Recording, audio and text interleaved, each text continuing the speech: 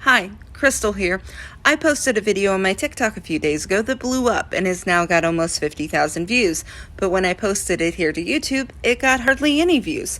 So I'm reposting it here at a normal speed, not sped up to fit on TikTok, along with some of my follow-up videos and some extra commentary. So first of all, I want to say most people have responded very well to this, or at least, if not happy that I compiled it for them, because this was just day one of the Florida legislature and all of the crazy bills that they've proposed. And naturally, a lot of people are really scared and really anxious about all these crazy laws and blatant violation of so many of our rights. So I've also included 5 key actions that you can start taking to help combat the takeover of our country from these right-wing extremists. I'll also say, if you're planning on spreading hate in my comments, just knock it off. I don't have time for that. You will be deleted and blocked. No, thank you. Everything I say in these videos are true. I will do one caveat. The gun laws that I mentioned have been amended. They are no longer seeking open carry. That is now going to be permitless concealed carry only. So that has been changed. But the current laws in Florida require that if you want to conceal carry, you have to get a permit and do an extra background check, and they're getting rid of that. And it's been a really crazy week, but I'm going to try to do more lists of all the proposed laws that are happening that you need to be aware of.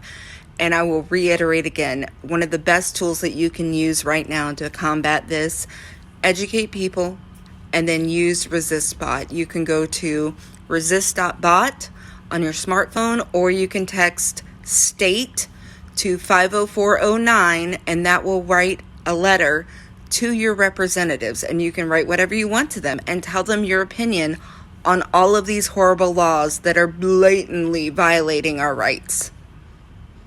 Hope you enjoy this compilation. All right, so as a Floridian, I want to let you know today was the first day of our legislative session, and with Republicans having control of both the House and Senate and governorship in Florida, we are in for a fun time. Let's go over just a few of the things they already have on the books proposed. All right, and first up, because Florida is the freest state, we're going to have a new law that you no longer have to be registered or have a permit or a background check to own or carry a gun anywhere. How free?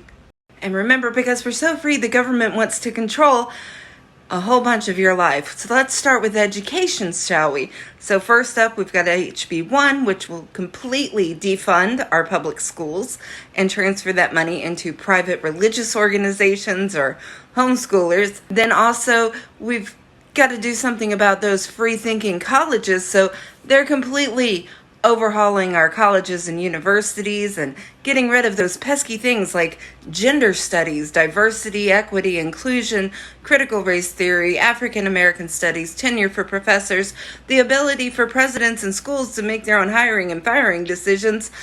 And because we were the first in the country to bring you the Don't Say Gay bill, we're now bringing you Don't Say They, because we know pronouns are really scary and the government really needs to control what pronoun you go by. And don't worry, we're also still working really hard to ban all those books that have all those scary ideas, because the government needs to control that to protect our freedom. Now, let's also talk about those problematic transgender people. You know, the ones that the person at CPAC said we need to eliminate. Well, we're going to make sure that our children are protected, and we are completely banning any kind of gender-affirming care, despite the fact that we know that that saves children's lives. But we want to make sure they're protected from that transgenderism thing, because that's bad. Not the people, the concept.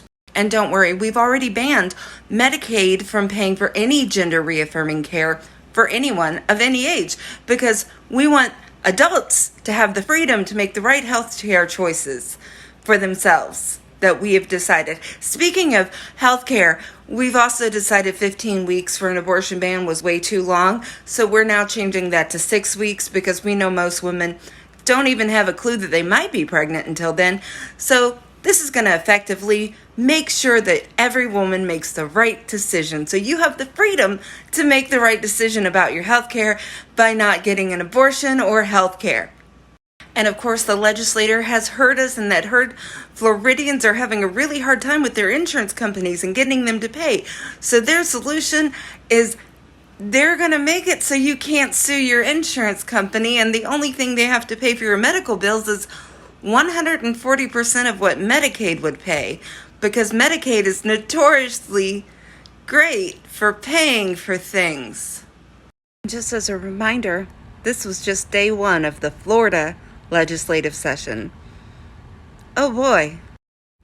Wow, so it's been a crazy few days. Thank you to everybody who showed your love and support and kindness for my video about all of the new laws that are being proposed in Florida. And this was just day one of the Florida State Legislature session.